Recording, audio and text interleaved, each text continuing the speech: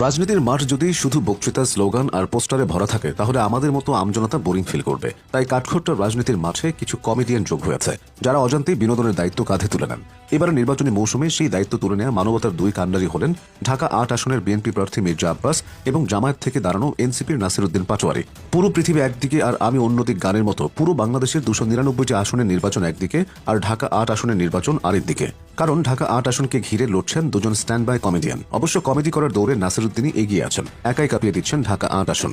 মাঝে মাঝে মনে হয় মির্জা আব্বাস সাহেব হয়তো জীবনে কোনো ভুল করেছিলেন, যার প্রায়শ্চিত্ত হিসেবে তার প্রতিপক্ষ হিসেবে এই আধ পাগলার নাসিরউদ্দিন পাটোয়ারির আবির্ভাব। তবে বলতেই হবে পাটোয়ারি সাহেব কিন্তু লয়াল। পাটোয়ারি সাহেব সকালবেলা দাঁত ব্রাশ না করলেও মির্জা আব্বাসের নাম জপ করেন। চোর, বাটপার, চিটার, মাস্তান, বাংলা অভিধানে যত অপবাদ আছে সব একে একে মির্জা আব্বাসকে দিয়ে ফেলেছেন।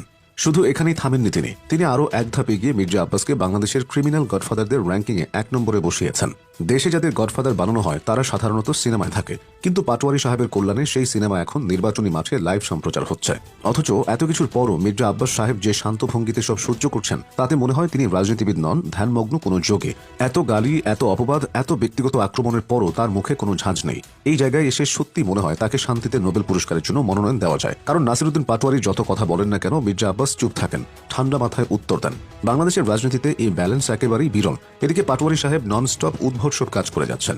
ভোট চাইতে হাজির হয়েছিলেন বিএনপি অফিসের সামনে, মানে পায়ে পাড়া দিয়ে ঝগড়া করার প্রয়াস আর কি। এরপর আসে সেই ঐতিহাসিক ঘটনা, ডিম হামলা। হ্যাঁ, ডিম। হাবিবুল্লাহ বাহার কলেজে নাসিরউদ্দিন পাটোয়ারির উপর নাকি ডিম ছোড়া হয়েছে। অভিযোগ উঠেছে ছাত্রদলের সন্ত্রাসীরা নাকি পরিকল্পিতভাবে এই হামলা করেছে। শুনে মনে হয় সন্ত্রাসের সংজ্ঞা পাল্টে গেছে। কারণ এতদিন আমরা ভেবেছিলাম সন্ত্রাস মানে লাঠি, রড, ককটেল। এখন দেখা যাচ্ছে ডিমও সেই তালিকায় ঢুকে গেছে।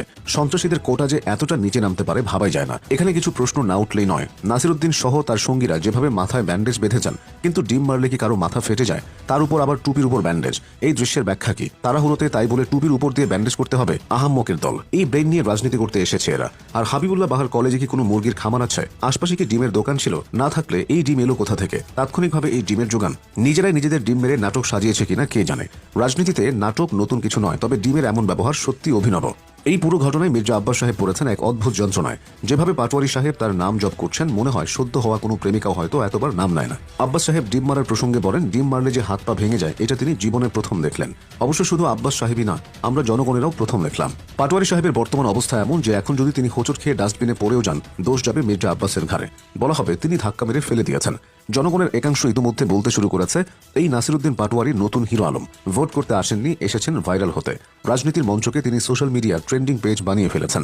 সবশেষে একটাই কথা বলার, রাজনীতিতে মতবিরোধ থাকবে, প্রতিদ্বন্দ্বিতা থাকবে, তর্ক হবে, কিন্তু শালীনতা ও সহনশীলতাও রাখতে হবে। এরকম উড়াধুরা কথা আর কাউকে নিয়ে সমালোচনা